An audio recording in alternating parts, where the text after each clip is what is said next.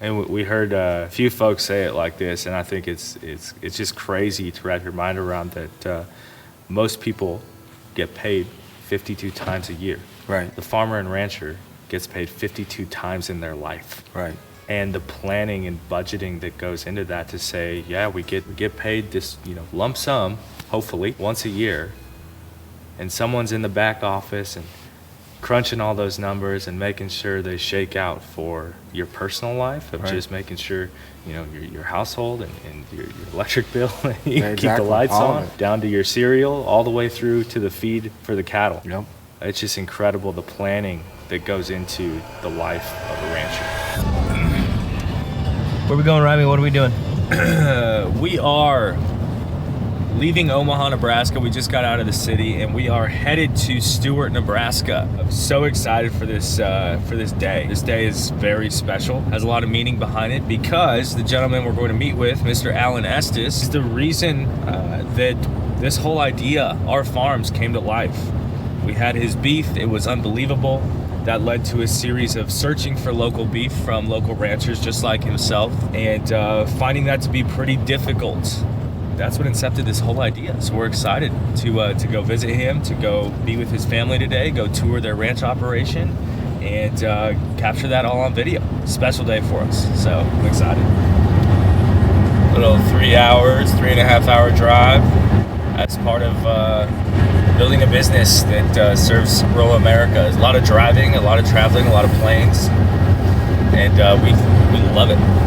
We got a little more snow than we did, an hour and a half into our drive. 2 hours left, heading out to Stuart. I think we just went through Norfolk, Nebraska, and exciting. I'm excited.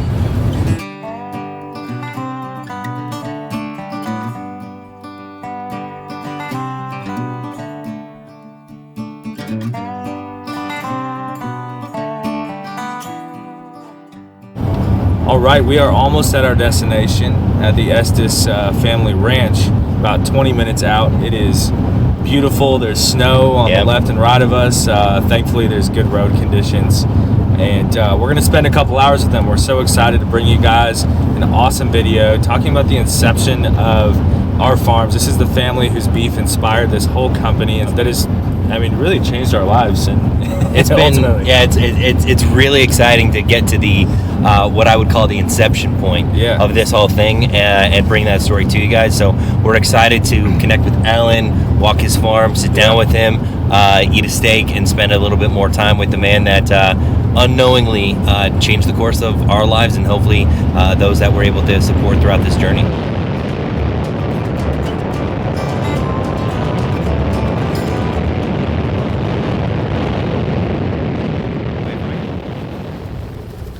Good? Yeah.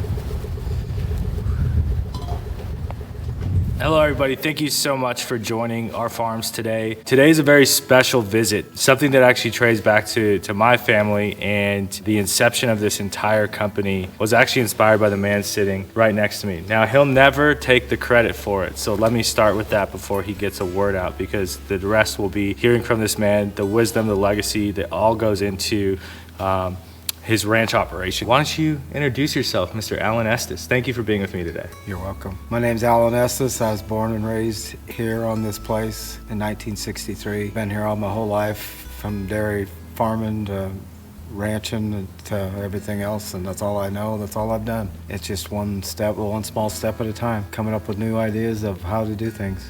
Yeah. To make a living. That's it, to make a living. And to hopefully break even. Yes, yes.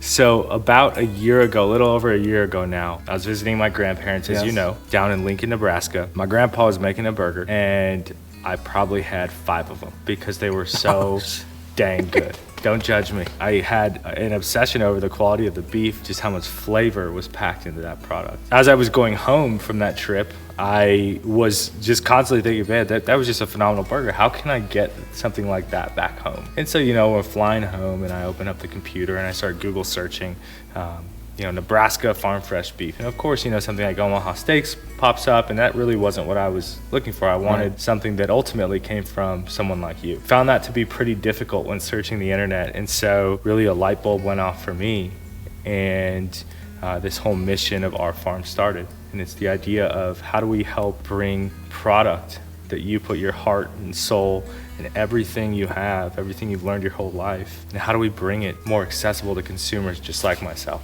That's what prompted this. You inspired this company, whether you allow yourself to take credit for it or not. So I just want to say thank you so much, first of all. You're very welcome. Why don't you tell us a bit about what your day-to-day life looks like as a rancher here? We are in Atkinson, Nebraska. Stuart, Nebraska. South of Stuart, Nebraska. South of Stuart, Nebraska. And these grounds share some special memories for my family, and we'll get into those. But why don't you share with us a bit about your operation here?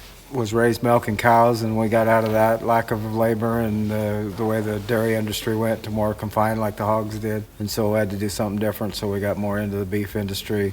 And in the beef cattle, you always have that one that got sick in the summertime or has a sore foot or couldn't be sold at the group, so you fatten it out.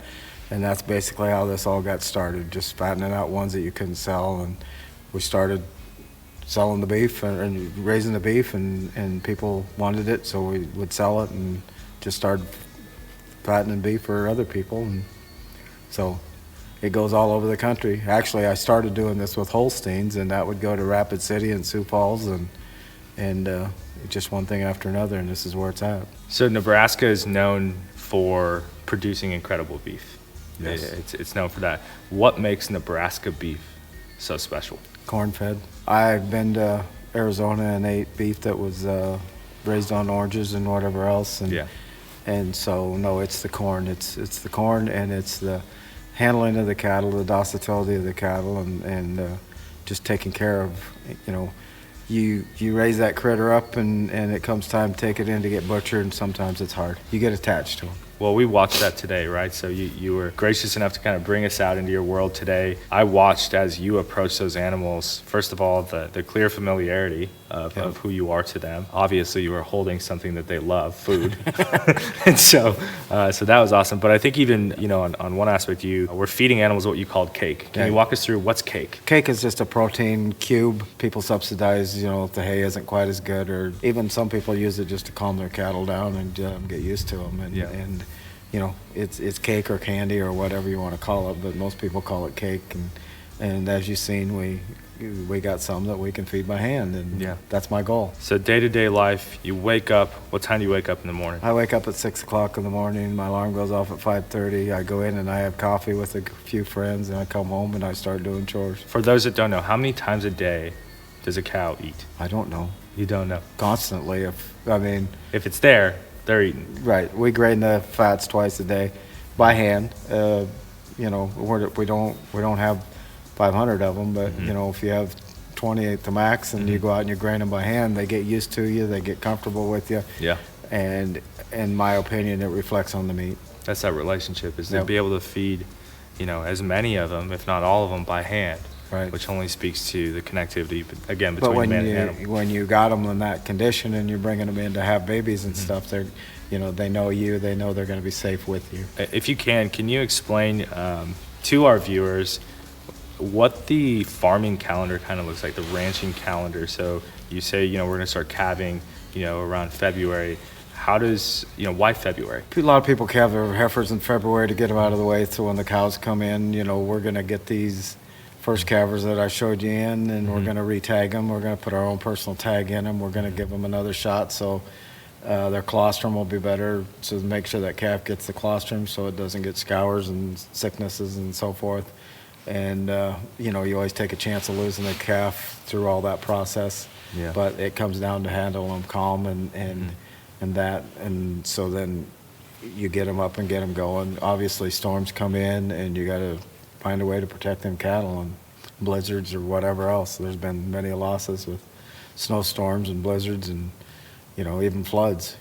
We've had them float down the creek before, but it is what it is. You deal with that. So talk to me about how you bring your beef to market, Alan. So all of the things that go on here, from raising feed to raising cattle to calving to all of it. It's all those things that happen here on your ranch.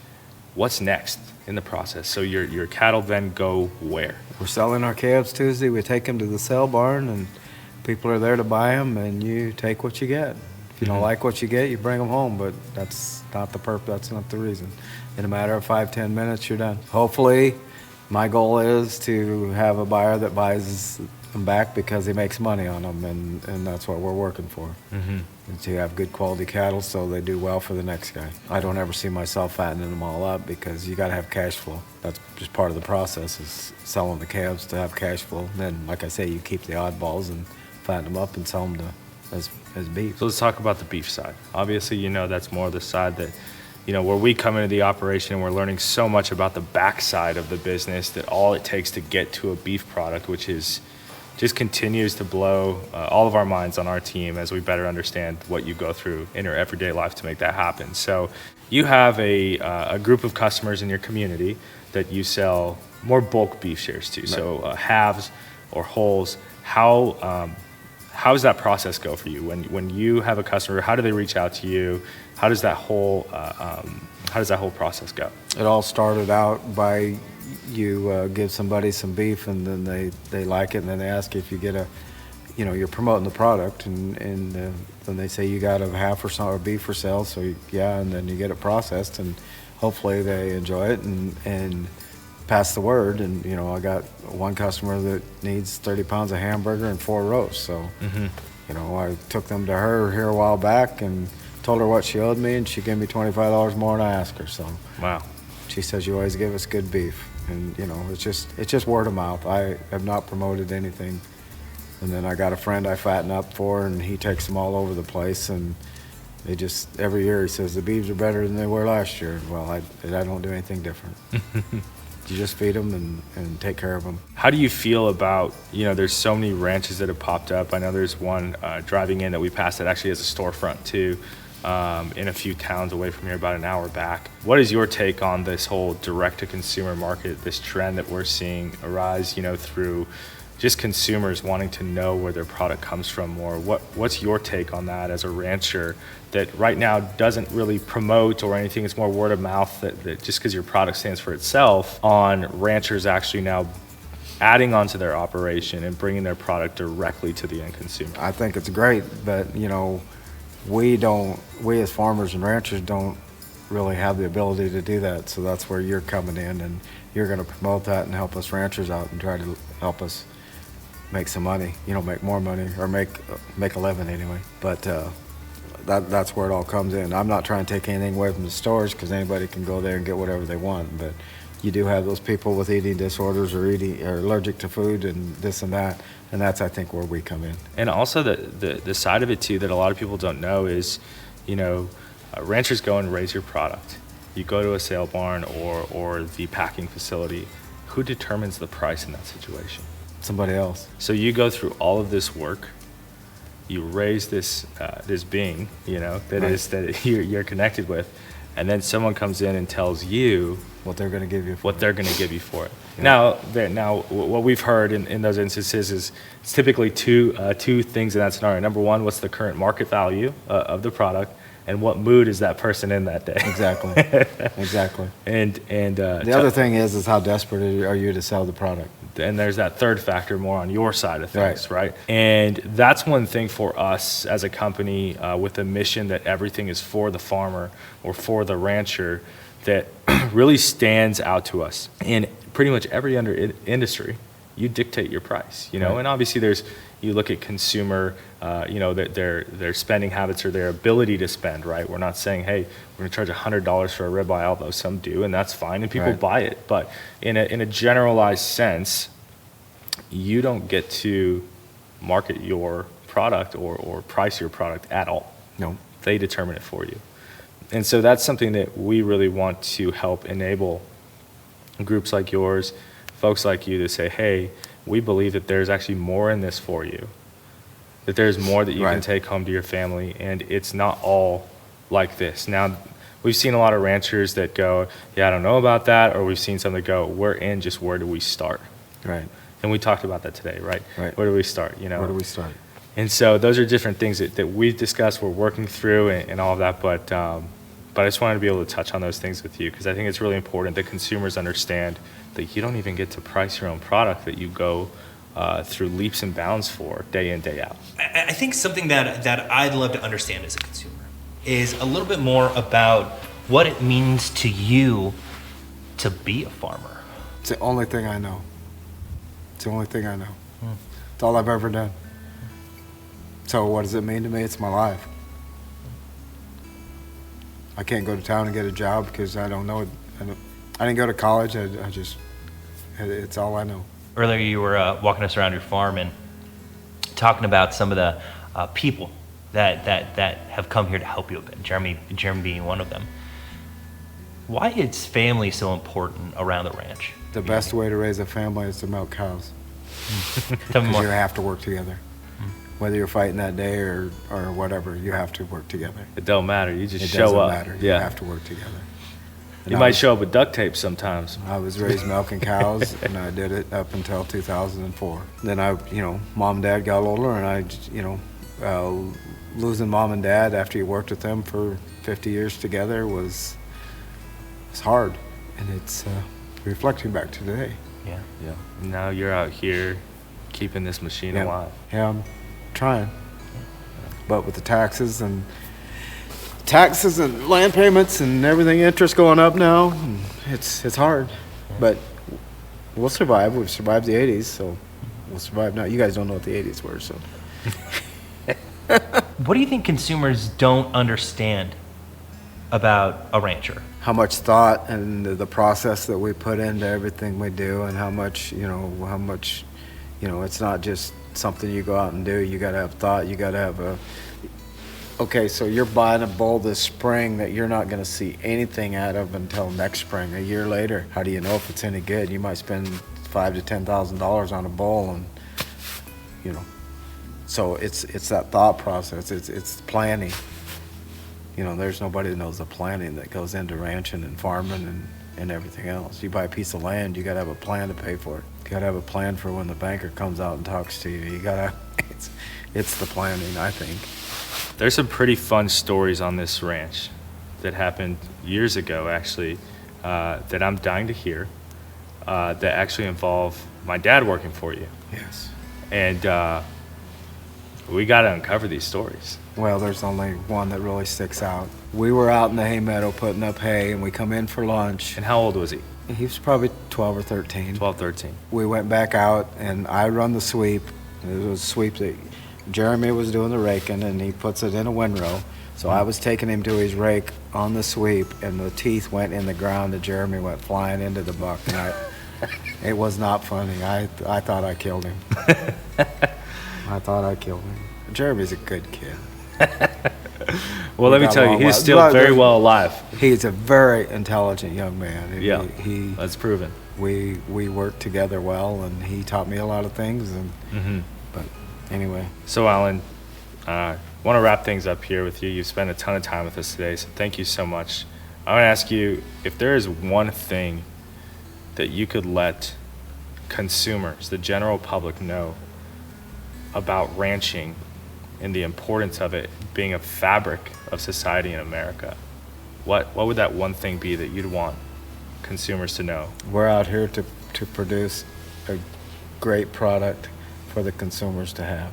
And like I said, we can only do so much on our place, and it falls into plates of other people that when it gets to the end product, whether it's good or not. But we as ranchers and farmers do what we can, and that's why we started fattening our own to get that product. But we're still reliable on the person that butchers it, or sure, it's.